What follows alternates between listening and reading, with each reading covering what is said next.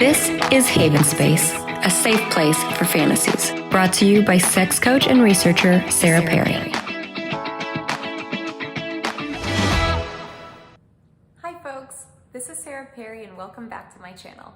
And today we're going to be discussing how we can reframe our ideas about sex and sexuality into a type of sexual experience that is very different than what we have been kind of conditioned to believe we should be having.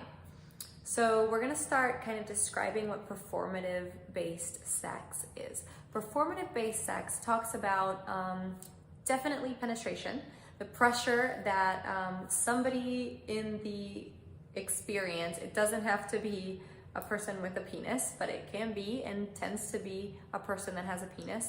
The pressure to get, keep, and maintain an erection long enough to control their rhythm of ejaculation to something that kind of fits the finality of sex.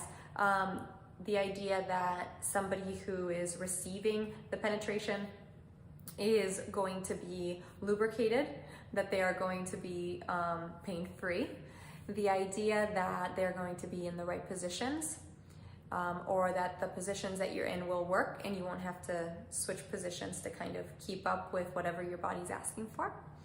Other things that go into performative sex is the idea of an orgasm, right? Like the coerced orgasm. In fact, some pretty recent research that was displayed at the Quad-S conference, the Society for the Scientific Study of Sexuality conference last year, showed that coercion to have an orgasm, it has very similar characteristics to coercion to actually have sex. So how can we change our sexual dynamics with people so that you don't have someone being like, you're not coming, when are you gonna come? I don't understand, how do you need me to move, da da da da. You're creating all of this extra pressure that your sex doesn't absolutely need to have. In fact, it doesn't need to have it at all. Other ideas behind performative sex are kind of, like not needing any kind of assistance via toys, via lubrication. And also most of the time that it is heteronormative, that there are straight people performing it, that they're able-bodied people that can move in different directions. We don't stop to think about it, but sometimes someone may really not have the ability to move their shoulder very well, for example, and a position that may have worked with any other partner would have been fantastic, but in this case actually could not be done, and how that can throw a wrench in the entire situation and keep you from being able to enjoy your sexual experience. So performative based sex is very much PIV, penis and vagina sex, and I am thinking that it is time to restructure how we feel about our sex, because our sex lives can be whole if we are single. Our sex lives can be whole if we are asexual. They can be whole if we are demisexual, and they can be whole if we are partnered monogamously or with multiple partners. And we need to find easier ways to kind of let people express whatever sex they want, and not only let people express it, but teach our children that sex is not an action that has a beginning and an end. So let's think about what a regular sex experience is like. Typically, there's some preamble like kissing, making out. If you are in a stable monogamous relationship, that tends to look like you're used to getting in bed at night and putting your hand on your partner and then starting to have sex because you've done like a very minor sign of attention, and then they've reciprocated. And then you get on top of each other or next to each other, rub your bodies together, penis and vagina, and then work towards ejaculation. And ejaculation is typically the end. And if you are in a very, very, very progressive household, then potentially the female's orgasm is just as important, and then maybe you will use a toy or masturbate to orgasm, and then it's over and you go to sleep. But our relationship to sex in this manner certainly has a lot of issues. In fact, people report that they're not super happy in their sexual relationships after 5 years of marriage. And if we're intending on staying with partners much, much longer, then that just seems like a big flaw in the system. Like, why are we teaching something that is statistically proven to bring about dissatisfaction? Alternatively, I'd like to provide the idea that sex is a ritual, that the ritual does not begin with any kind of sexual past or any kind of physical touch. The ritual begins with preparation. A lot of times, people who engage in kinks and are in kink communities report much, much higher incidences of sexual satisfaction with monogamous partners. And I don't think that it's specifically because of kinks. I think kinks are great, and if you have kinks and fetishes, then you should explore them and enjoy them. I do. But I also think that it goes further. I believe that people with kinks have established kind of patterns of sexual negotiation that start long before sex.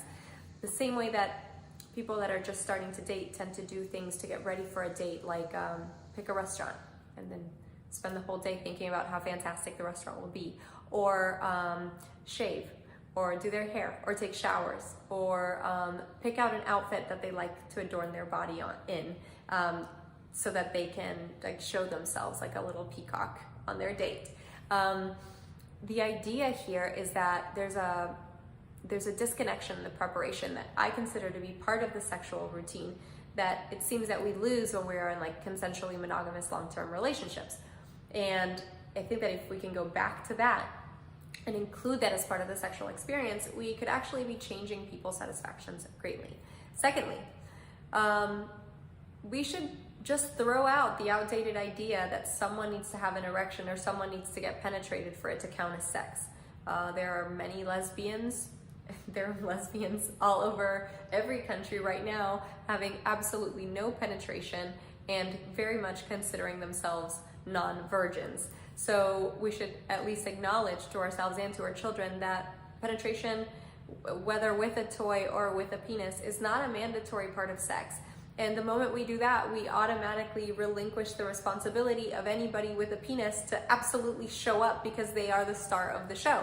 We can just say, you get to exist as a person and not as a body part, and my connection to you, or our connection in this moment, has nothing to do with the fact that you have this body part. And if the body part chooses to show up and participate, then we'll use it. And if it doesn't, then we'll be okay. I think this tends to be a lot more inclusive for a lot of people, but also, even if it wasn't inclusive, the idea of lowering the bar so you can just relax and enjoy your body and your partner or partners sounds like it would benefit anybody anyways. And then thirdly, we should not be having sex with the idea that orgasms are the goal. There are millions of people in this world who are incapable of orgasm. There are people with disabilities, with bodies that are not able to feel that type of sensation, and their sexual experiences have nothing to do with some kind of climax finale. What it has to do with is pleasure and accessing pleasure in areas that they typically don't access. And that can look like something simple like stroking the inside of somebody's arm or legs, like the parts of your body that people don't tend to touch, similarly behind the ears or behind the neck. These areas are so arousing because they're not used to having contact with things. And we can bring pleasure into other people and into our lives if we can just accept pleasure as it comes without having an agenda and something that says, this is what is required of you showing up to this pleasure party. So there you have it. This is how we can change our minds a little bit from the ideas of performative sex and the people who profit off of it towards kind of more enjoyable, intuitive sexual practices that as a whole are more inclusive and can heal our worlds in ways that we can't even imagine. Thanks for listening. I'll see you next time.